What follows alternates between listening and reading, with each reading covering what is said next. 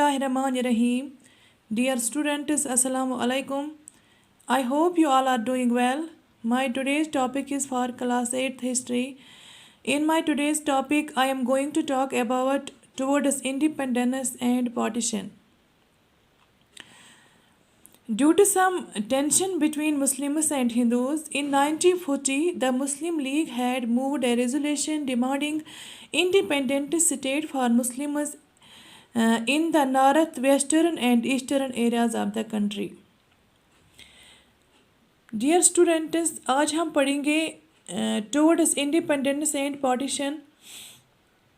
जब 1940 में मुस्लिम लीग ने ये डिमांड की कि हमें एक अलग स्टेट दे दो, उस टाइम मुस्लिम लीग के सरबरा मोहम्मद अली जिन्ना थे.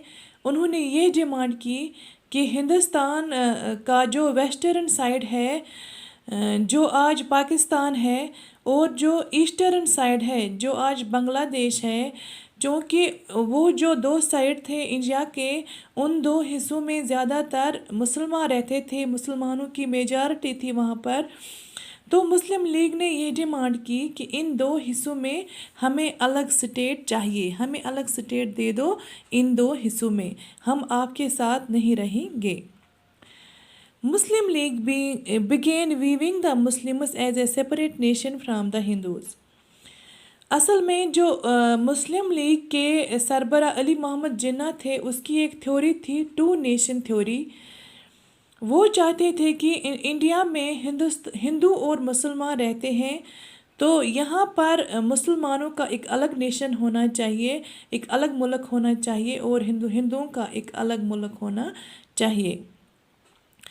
वो ऐसा क्यों सोच रहे थे, ये मुस्लिम लीग जो ग्रुप था, ये क्यों ऐसा सोच रही थी, इसका कारण क्या था, चलो ये भी जानेंगे.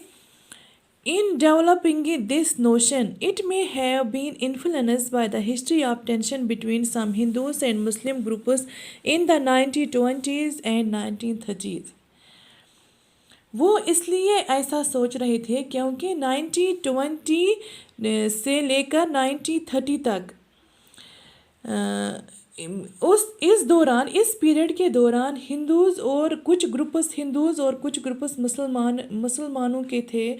उन दोनों ग्रुपों के बीच बहुत ही ज़्यादा टेंशन डेवलप हुई थी इस टाइम में, इस दौर में.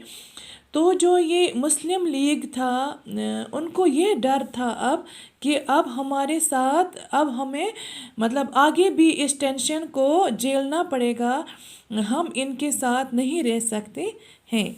एक रीज़न ये था, और दूसरा कारण ये था प्रोविंशियल इलेक्शन ऑफ 1937.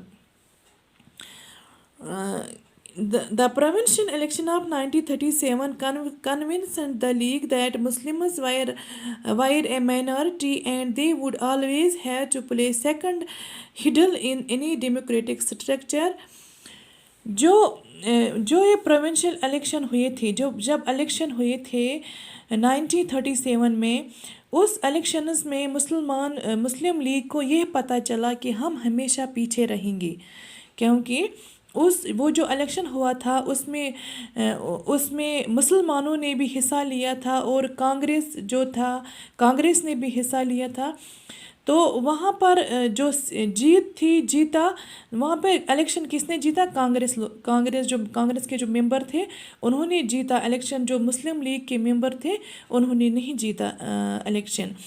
तो मुस्लिम लीग को ये लगा कि यहाँ पर मुसलमानों की माइनॉरिटी है, मुसलमान यहाँ पर कम रहते हैं, इसलिए हम हार गए.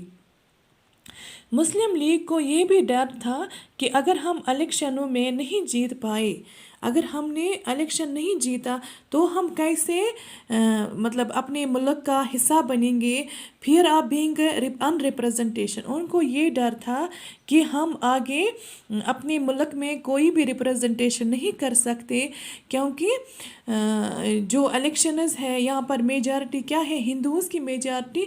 तो जब भी इलेक्शंस होंगे तो کانگریس ہی الیکشن جیتے گی، یا جو ہندو ممبرس ہے، جو ہندو لیڈرس ہیں وہی الیکشن جیتیں گے، تو ہم مسلمانوں کی مینارٹی ہمیں کون ووٹ ڈالے گا، تو ہم کوئی بھی الیکشن نہیں جیت پائیں گے۔ اس لیے بھی ایک ان کو تھا ڈر، اس لیے وہ الگ سٹیٹ کی ڈیمانڈ کر رہے تھے۔ تو آج ہم نے اس کا آدھا حصہ پڑھا، آدھا حصہ ہم کل پڑھیں گے۔ Thank you.